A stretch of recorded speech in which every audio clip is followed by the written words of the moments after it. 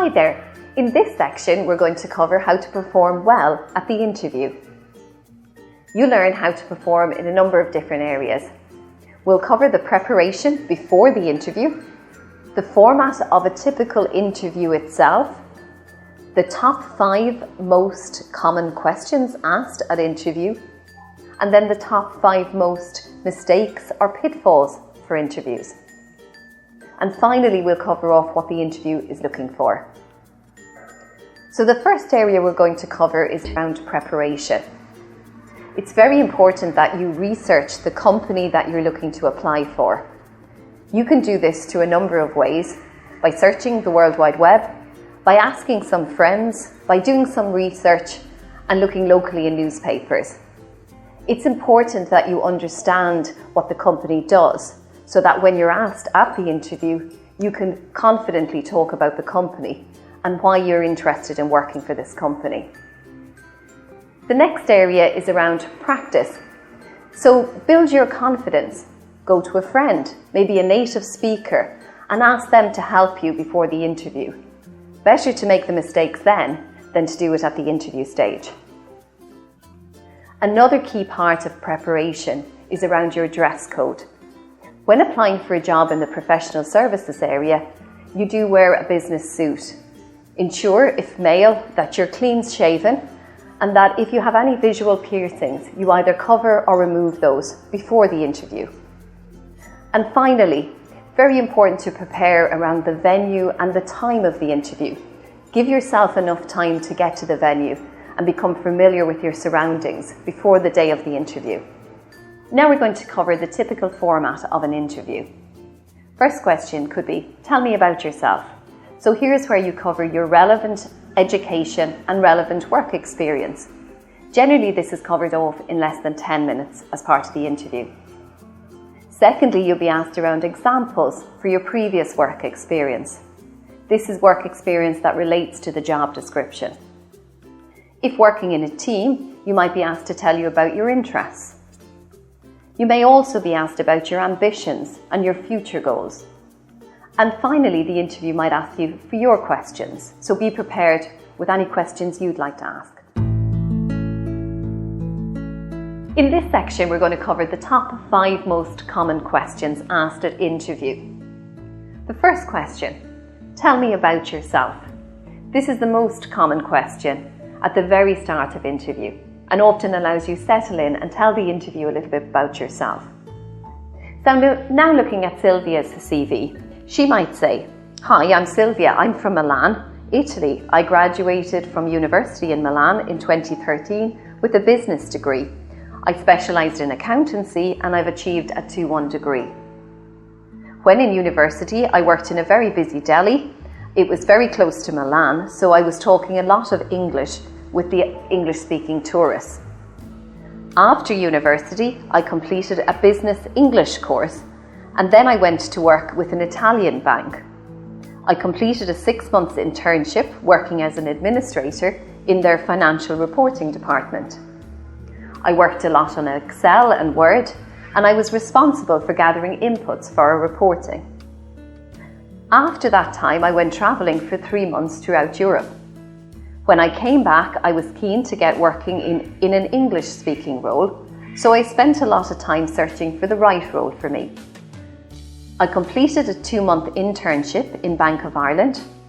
I worked with the financial reporting team, and I was responsible for gathering inputs for reports.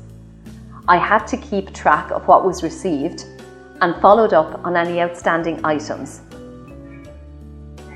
The next most common question asked at interview could be, how do you work by yourself and how do you use your own initiative? Again, focusing on Sylvia's CV, her response could be, when I was working in Bank of Ireland, there was a process which usually takes 1 hour to complete, but I was able to develop a new process using the functionality within Excel to reduce the time taken to just 15 minutes. Also, when I had previous work experience, I was responsible for gathering the inputs we needed to complete our reporting. Another common question that could be asked is examples of how you deal with an unhappy customer or a co-worker. Here, for example, with Sylvia, her example could be, when I worked in UniCredit, we had a lot of very tight deadlines to meet, so it was very important to be persistent in following up on any outstanding items. On a few occasions, the person providing the information was under a lot of pressure to deliver other reporting. I could tell the person on the other end of the phone wasn't happy with me, calling asking for my reports, as they were extremely busy. I think it's important to make it clear how important the report is and the implications of it being late and how it affects others. In a lot of cases, people are simply unable and unaware of the impact of sending information late. The fourth most common question asked at interview would be, how do you work as part of a team? And again, in Sylvia's example here in her CV, she might be able to draw upon some of her team working experience. She might state, in every role I've had, I've always worked as part of a team. I really enjoy working as part of a group. In the future, I would like to have a managerial position, so working as part of a team will be a great stepping stone to achieve my goals. And finally, you may be asked, can you talk about aspects of your previous roles which require attention to detail? Attention to detail was required in all of Sylvia's roles. So again, she can draw upon that experience, and then she can use some of her examples, such as the old systems where she was able to generate a trial balance. We have to manually input information. There is a reconciliation process, but only at a total level. So if you made a mistake, you had to go back and find it. So attention to detail was critical to this part of her role.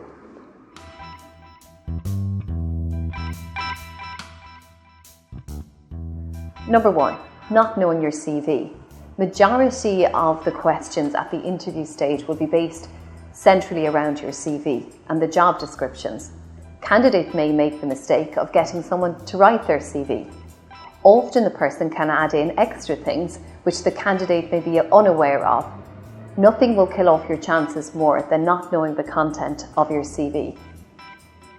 Number 2, always answer the question that you've been asked at the interview. Number 3, always provide the right level of detail. Keep your answers very relevant to the questions that have been asked. And finally, treating the role as a learning opportunity versus the candidate that has the most relevant experience. Okay, so the final part of the interview section is to discuss what the interviewers are really looking for. Number 1, majority of the candidates are looking for a job just to get paid. However, showing an interest beyond this will make you stand out over other candidates. Number 2, someone who can take the work on using their own initiative, and the employer doesn't have to constantly watch this employee, i.e., you're responsible, trustworthy and reliable. Number 3, what the employer is looking for is somebody with the necessary and appropriate skills for the job description. And finally, the employers are looking for someone who takes pride in their work, producing high quality work at all times. Okay, so wishing you the best of luck in your job interview.